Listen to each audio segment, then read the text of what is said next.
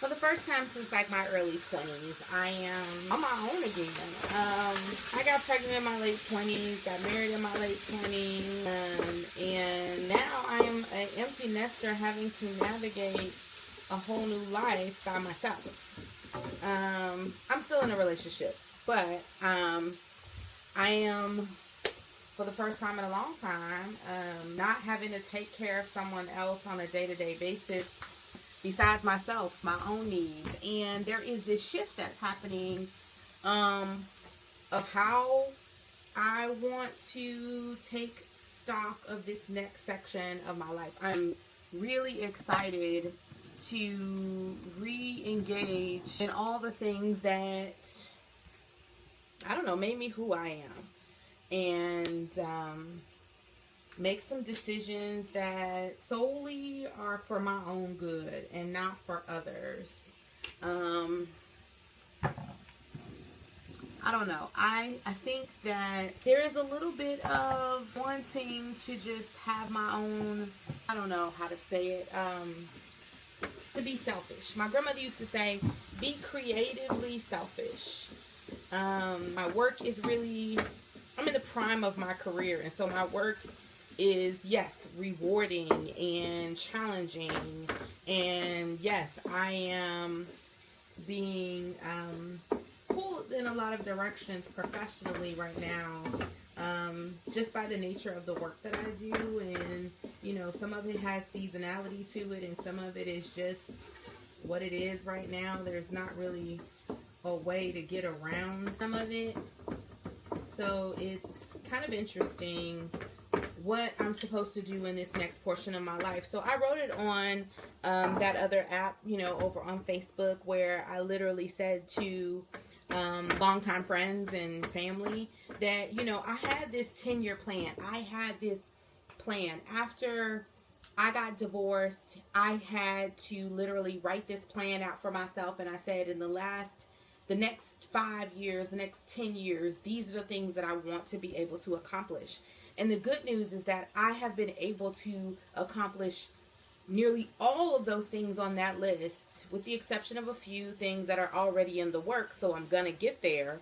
But did that probably in the last 2 or 3 years.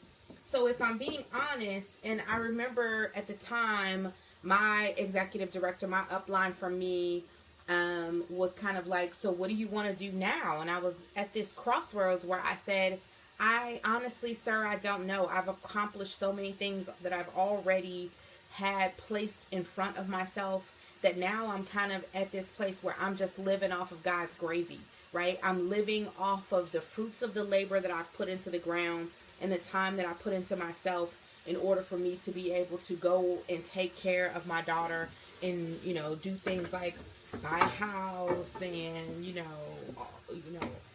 just put her through, you know, private school, you know, pay for college. I have been able to accomplish some of those tasks, and I'm pretty proud of myself. I'm very proud of myself, because at the end of the day, while I had some family assistance, for the most part, it's been me, her, and the Lord. I don't want to take for granted that it means I've made some sacrifices.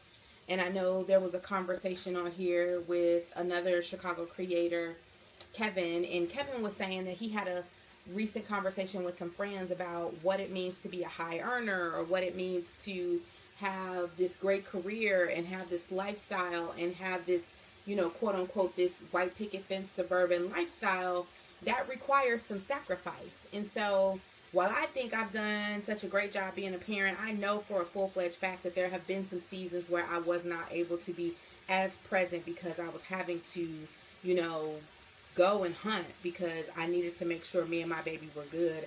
I needed to make sure we had the funds to have fun.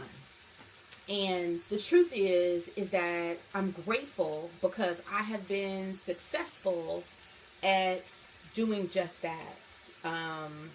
By 7xing my income, 8xing my income since being divorced.